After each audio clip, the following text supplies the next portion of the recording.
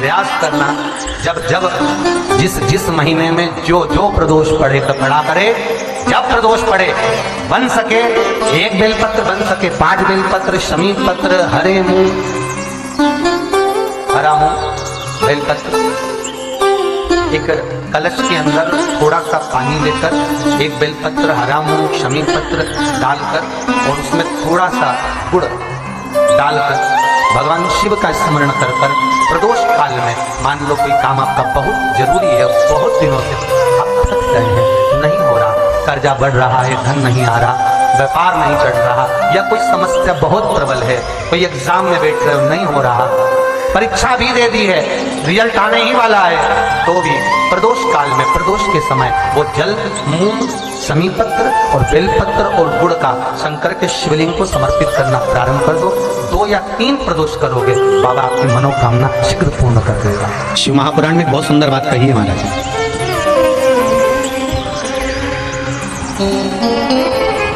मान लो तुम किसी कार्य के लिए जा रहे हो, 5 बार 6 बार तुम उस कार्य के लिए होकर आ गए, या किसी से अपना पैसा लेना है और तुम उसको पास 50 बार होकर आ गए हो, भैया पैसे कब देगा, या किसी कार्य के लिए जा रहे हो, वो कार्य नहीं हो रहा, 50 बार होकर आ गए, वो काम नहीं हो रहा। शिव महापुराण कहती है लाल चंदन, कौन सा चंदन, लाल चंदन को अच्छा घिसो और घिसकर तैयार कर बेलपत्री के ये दोनों भाग हैं, दर्शन हो रहे हैं आप लोगों को। लाल चंदन घिसो और घिसकर बेलपत्री के ये दोनों भाग हैं, दोनों पत्तियां जो नीचे की हैं, इसमें उस चंदन को लगा लीजिए। अगर किसी से आपको पैसा लेना है, वो नहीं दे रहा, या कोई काम है, या जॉब है, या नौकरी है, या उसके लिए, या कोई विद्याध्ययन का कोई कार्य है, कोई स्कूल में पढ़ाई कर रहे हो और वो कार्य नहीं हो रहा, 5 बार 6 बार करके देख लिया, नहीं हो रहा, तो ये दोनों पत्तियों पर लाल चंदन लगाओ। लाल चंदन लगाने का मतलब ये नहीं कि जरा सी तुम बिंदी लगा दो, लाल चंदन जो घिसा उसको पूरी पत्तियों पर अच्छे से फेरना है, उस लाल चंदन को लगा लीजिए। और महाराज बीच की पत्ती में थोड़ा सा घृत मतलब गाय का घी, गौ माता के दूध से, माखन से निर्मित उस घी को बीच की पत्ती में थोड़ा सा लगा लीजिए।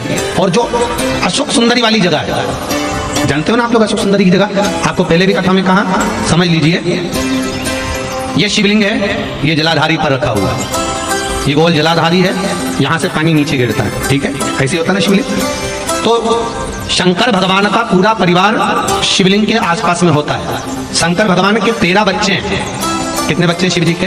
13 बच्चे, पूरे 13 के 13 बच्चे, और धर्म पत्नी शिव जी की शिवलिंग के आसपास में है। जैसे ये जो गोल जलाधारी है, ये माता पार्वती जी का हस्त कमल है। शिवलिंग रखा है, ये शंकर जी का स्वरूप है। जहां से पानी नीचे गिरता है, राइट भाग गणेश जी का स्थान, लेफ्ट भाग 6 कार्तिक, षडानंद कार्तिकेय का स्थान। जहां शिवलिंग का जहां पानी जाता है, उसके बीच में एक मोटी सी लाइन होती है, वो शंकर भगवान की सबसे छोटी लड़की, जिसका नाम अशोक सुंदरी है, उसका स्थान। ऊपर से बूंद बूंद पानी जो शिवलिंग पर गिर रहा है, ये शंकर भगवान की 5 लड़कियों का स्थान है, जया, विषहरा, शामलीबारी, दौतली और देव।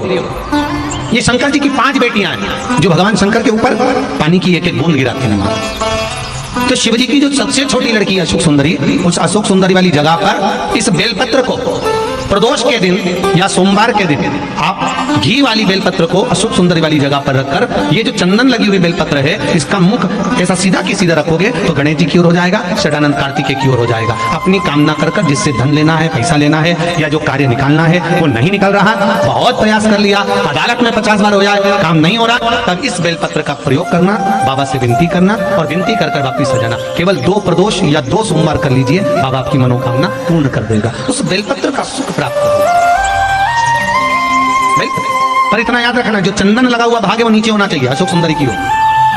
घृत का भाग अशोक सुंदरी की ओर होना चाहिए, नीचे की ओर, नहीं मालूम पड़े तो ऊपर उल्टा रख दो उसको।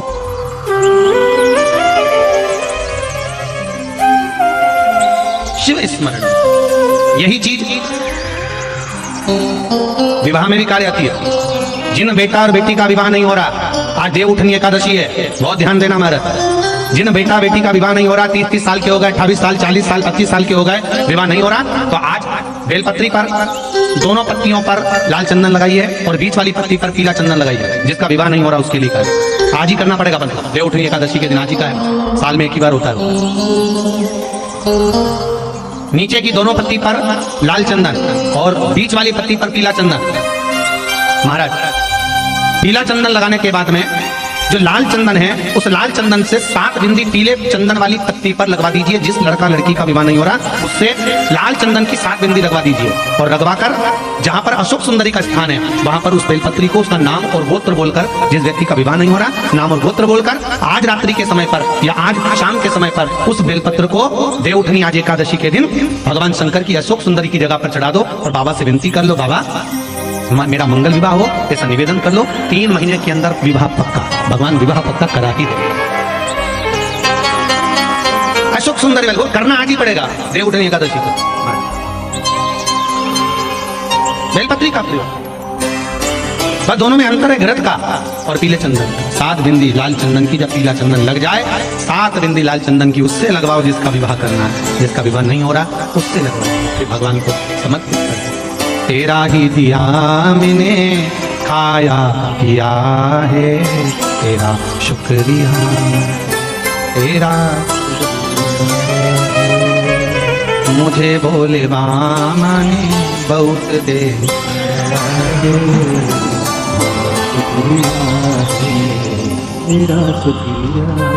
निवेदन करिए।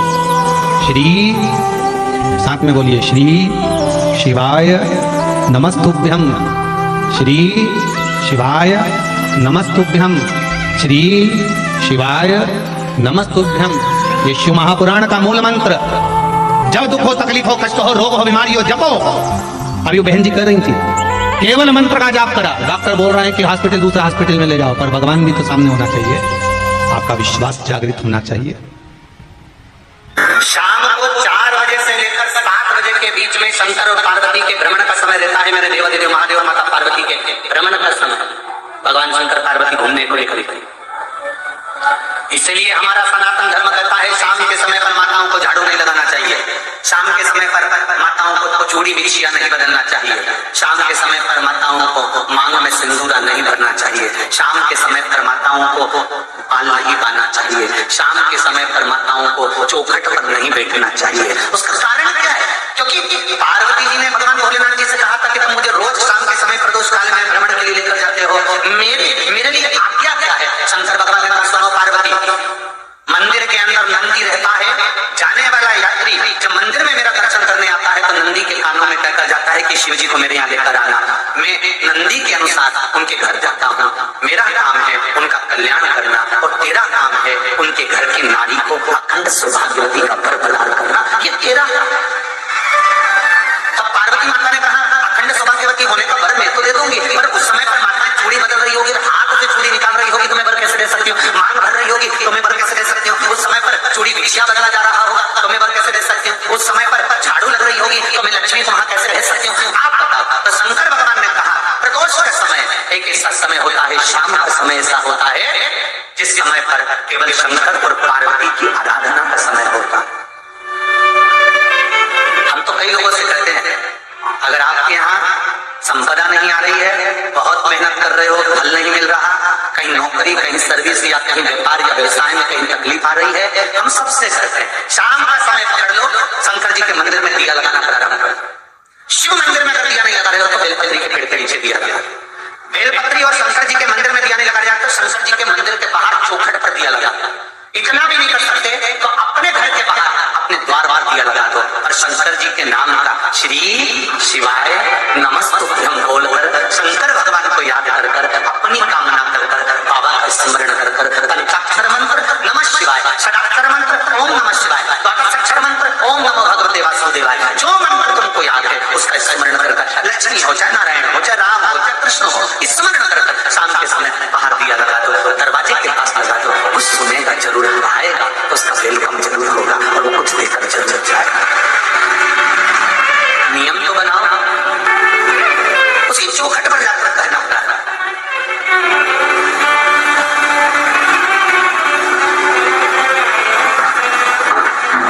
बृहस्पति महाराज ने कहा कि शाम का समय जो प्रदोष का समय होता है उस समय पर इंद्रदेव तुम शंकर जी की आराधना करो। शिव आराधना से शंकर जी जो मार्ग प्रशस्त करेंगे, शिव आराधना से जो शंकर जी कहेंगे वो तुम करना। ठीक है, आराधना करी बाबा भोलेनाथ की।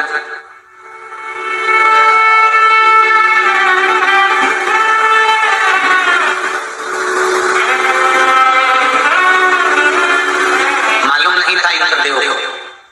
बृहस्पति महाराज ने प्रदोष की महत्वता समझाई तो प्रदोष का समय जानकर शंकर जी पर 7 बेलपत्र प्रदोष के दिन इंद्र ने समर्पित कर दी बिना सोचे। कितनी बेलपत्र? 7।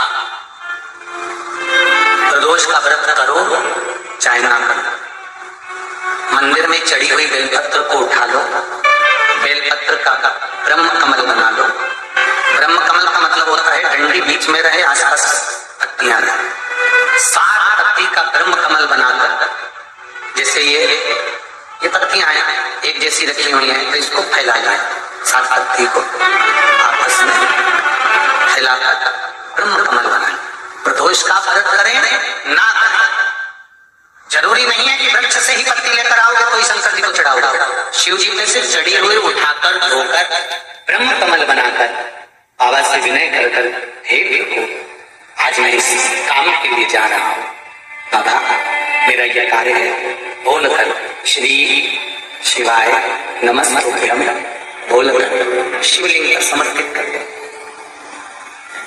दिन भर के प्रदोष व्रत का फल बाबा एक बेलपत्र समर्पित करने पर प्रदान कर देता है। शिव प्रदोष व्रत कर रहे हो उससे बढ़कर कोई प्रसन्नता नहीं कर रहे हो, प्रदोष के दिन